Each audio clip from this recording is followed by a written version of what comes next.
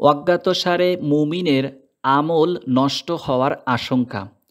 ইব্রাহিম তাইমি রহিমাহুল্লাহ বলেন, আমার আমলের সাথে যখন আমার কথা তুলনা করি তখন আশঙ্কা হয় আমি না মিথ্যাবাদী হই। ইবনে আবু মুলাইকা রহিমাহুল্লাহ বলেন, আমি নবী করিম সাল্লাল্লাহু আলাইহি সাল্লামের এমন ৩০ জন সাহাবীকে পেয়েছি যারা সবাই নিজেদের সম্পর্কে নিফাকের ভয় করতেন। তারা কেউ এ কথা বলতেন না যে তিনি জিবরিল আলাইহিসসালাম ও মিকাইল আলাইহিসসালামের তুল্য ঈমানের অধিকারী। হাসান বসরি রহিমাহুল্লাহ থেকে বর্ণিত, নিফাকের ভয় মুমিনই করে থাকে, আর কেবল মুনাফিকই তা থেকে নিশ্চিত থাকে। তওবা না করে পরস্পর লড়াই করা ও পাপাচারে লিপ্ত হওয়া থেকে সতর্ক থাকা। আল্লাহ তাআলা বলেন, এবং তারা মুত্তাকিরা যা করে ফেলে জেনে শুনে তার গুনাহের পুনরাবৃত্তি করে না। ৩ নম্বর সূরা এর ১৩৫ নম্বর আয়াত। হাদিস ৪৬। মোহাম্মদ ইবনে আর রাহিমাহুল্লাহ জুবাইদ রাহিমাহুল্লাহ থেকে বর্ণিত, তিনি বলেন, আমি আবু ওয়াইল রাহিমাহুল্লাহকে মুরজিয়া সম্পর্কে জিজ্ঞাসা করলাম। তিনি বলেন, আবদুল্লাহ ইবনে মাসুদ আমার কাছে বর্ণনা করেছেন যে নবী করিম সাল্লাল্লাহু আলাইহি সাল্লাম বলেছেন, মুসলিমকে গালি দেওয়া ফাসিকি এবং তার সাথে লড়াই করা কুফরি। হাদিস ৪৭।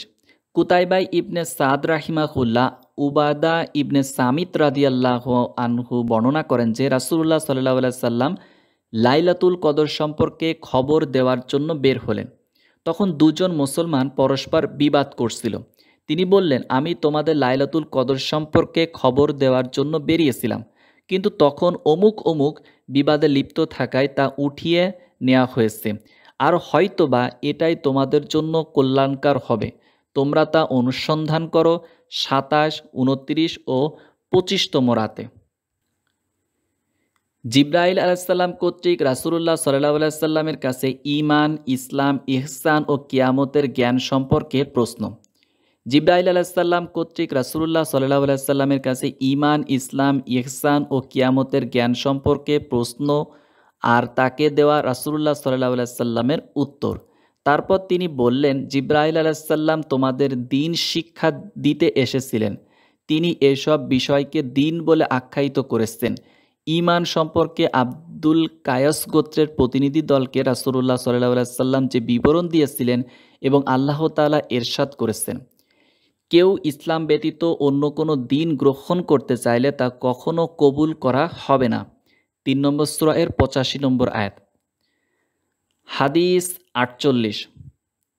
মুসাদ্দাদ রাহিমাহুল্লাহ আবু হুরায়রা রাদিয়াল্লাহু আনহু থেকে বর্ণিত, তিনি বলেন, একদিন রাসূলুল্লাহ সাল্লাল্লাহু আলাইহি সাল্লাম জনসম্মুখে বসা ছিলেন। এমন সময় তার কাছে এক ব্যক্তি এসে জিজ্ঞাসা করলেন, ঈমান কি? তিনি বললেন, ঈমান হলো আপনি বিশ্বাস রাখবেন আল্লাহর প্রতি, ফেরেশতাগণের প্রতি, কিয়ামতের দিনের তার সঙ্গে সাক্ষাতের প্রতি এবং তার রাসূলের প্রতি। আপনি আরও বিশ্বাস রাখবেন পুনরুত্থানের প্রতি। তিনি জিজ্ঞাসা করলেন, ইসলাম কি? তিনি বললেন, ইসলাম হলো আপনি আল্লাহর ইবাদত করবেন এবং তার সঙ্গে শরিক করবেন না, সালাত কায়েম করবেন, ফরজ সালাত আদায় করবেন এবং রমজানের সোয়াম পালন করবেন। ওই ব্যক্তি জিজ্ঞাসা করল, ইহসান কি? তিনি বললেন, আপনি এমনভাবে আল্লাহর ইবাদত করবেন যেন আপনি তাকে দেখছেন, আর যদি আপনি তাকে দেখতে না পান তবে বিশ্বাস রাখবেন যে তিনি আপনাকে দেখছে। ওই ব্যক্তি জিজ্ঞাসা করলেন, কিয়ামত কি? তিনি বললেন, এই ব্যাপারে তাকে জিজ্ঞাসা করা হচ্ছে, তিনি জিজ্ঞাসাকারী অপেক্ষা বেশি জানেন না। তবে আমি আপনাকে কিয়ামতের আলামতসমূহ বলে দিচ্ছি। বাদী যখন তার প্রভুকে প্রসব করবে এবং উটের নগণ্য রাখালেরা যখন বড় বড় অট্টালিকা নির্মাণে প্রতিযোগিতা করবে, সেই ৫টি জিনিসের অন্তর্ভুক্ত যা আল্লাহ ছাড়া কেউ জানে না। এরপর রাসূলুল্লাহ সাল্লাল্লাহু আলাইহি সাল্লাম এই আয়াতটি শেষ পর্যন্ত তেলাওয়াত করলেন, কিয়ামতের জ্ঞান কেবল আল্লাহর নিকটই। ৩১ নম্বর সূরা এর ৩৪ নম্বর আয়াত। এরপর ওই ব্যক্তি চলে গেলে তিনি বললেন, তোমরা তাকে ফিরিয়ে আনো। তারা কিছুই দেখতে পেল না। তখন তিনি বললেন, ইনি জিবরাইল আলাইহিস সালাম, লোকেদেরকে তাদের দ্বীন শেখাতে এসেছিলেন। আবু আবদুল্লাহ বুখারী রাহিমাহুল্লাহ রাসূলুল্লাহ সাল্লাল্লাহু আলাইহি সাল্লাম এসব বিষয়কে ঈমানের অন্তর্ভুক্ত করেছেন। হাদিস ৪৯। ইব্রাহিম ইবনে হামজা রাহিমাহুল্লাহ আবদুল্লাহ ইবনে আব্বাস রাদিয়াল্লাহু আনহু থেকে বর্ণিত, তিনি বলেন, আবু সুফিয়ান ইবনে হারব আমার কাছে বর্ণনা করে যে হিরাকল তাকে বলেছিল, আমি তোমাকে জিজ্ঞাসা করেছিলাম তারা ঈমানদারগণ সংখ্যায় বাড়ছে না কমছে? তুমি উত্তর দিয়েছিলে তারা সংখ্যায় বাড়ছে। প্রকৃতপক্ষে ঈমানের ব্যাপার এইরূপই থাকে যতক্ষণ না তা পূর্ণতা লাভ করে। আর আমি তোমাকে জিজ্ঞাসা করলাম, কেউ তার দিন গ্রহণ করার পর তা অপছন্দ করে মুরতাদ হয়ে যায় কিনা?